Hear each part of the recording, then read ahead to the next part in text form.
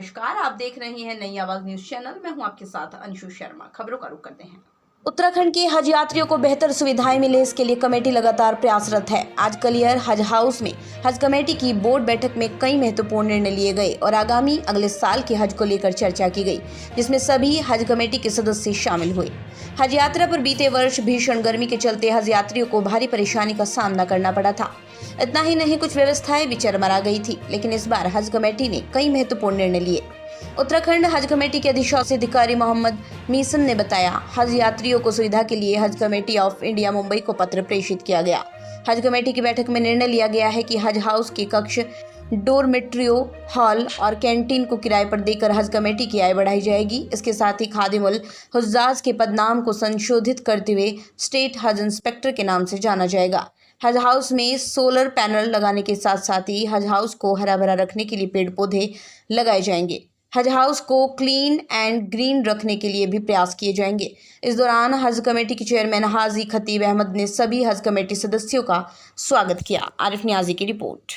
आज हमारी बोर्ड बैठक थी हज कमेटी की और इसमें हमारा जो 2024 में हज हुआ है उस पर चर्चा हुई और जो 2025 में हज होना है उसके फॉर्म हमारे जो है भरे जा चुके हैं।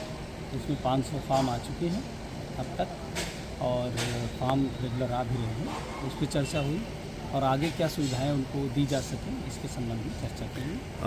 अब खामियाँ क्या, क्योंकि टेम्परेचर बहुत ज़्यादा है वहाँ और इस वजह से थोड़ा सा, जैसे इस्लामिक मंथ है तो वो थोड़ा सा गर्मियों में आता रहता है, तो उस वजह से थोड़ा सा दिक्कत थी। लेकिन इस बार डेथ भी वहाँ बहुत हुई, बट ऐसा था कि हमारे यहाँ से उत्तराखंड तक कोई किसी भी हाजी की कोई कैजुअलिटी नहीं हुई और हमारे हाजी सेफ थे और यहाँ से खादिम हुज्जाज भी गए थे, वो उन लोगों की सेवा भी करते रहे।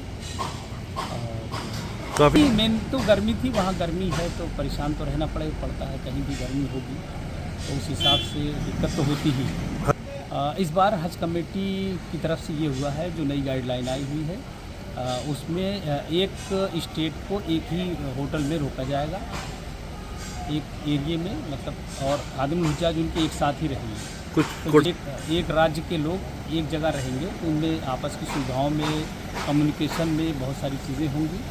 और भारत सरकार ने एक नया सुविधा ऐप लॉन्च किया है हज के लिए, और अगर कोई हाजी एंड्रॉयड फ़ोन लेके जाएगा तो उसको गुम नहीं होगा, गायब नहीं होगा, या कहीं अगर खो गया तो उसको उसी से ट्रेस कर लेंगे गूगल मैप के अकॉर्डिंग।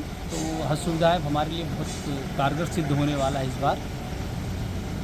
कुछ अभी कोटे का कोई नहीं आया है, कोटे का भी आज निर्णय लिया गया है हमारा सुविधा बढ़ाने का, और हमारे हज अधिकारी हैं उनको प्रतिनियुक्ति पे लाने का निर्णय लिया गया है, और जो हमारे कर्मचारी यहाँ पे आउटसोर्सिंग या माध्यमों से काम कर रहे हैं उनको खादिमुल हुज्जाज अब हो गया है हज इंस्पेक्टर, स्टेट हज इंस्पेक्टर का उपाधि दी गई इस बार। उस पर भेजे जाने का निर्णय लिया गया है। बाकी जो व्यय हुआ है उसकी सहमति दी गई है, आगे जो व्यय होगा उसकी सहमति दी गई है। प्रस्ताव पास किया गया है, अभी तक तो नहीं जाते थे लेकिन इस बार प्रस्ताव पास किया गया है। इस बार तो 150 पे एक लोग जाएंगे। अगर हमारे पिछली बार लगभग 1100 लोग गए थे तो उस हिसाब से हमारे 6 खादिम हुज्जाज गए थे, इस बार 150 पे है, तो अगर 1000 लोग जाएंगे तो उसमें 6-7 लोग हमारे जा सकते हैं। ठीक है सर।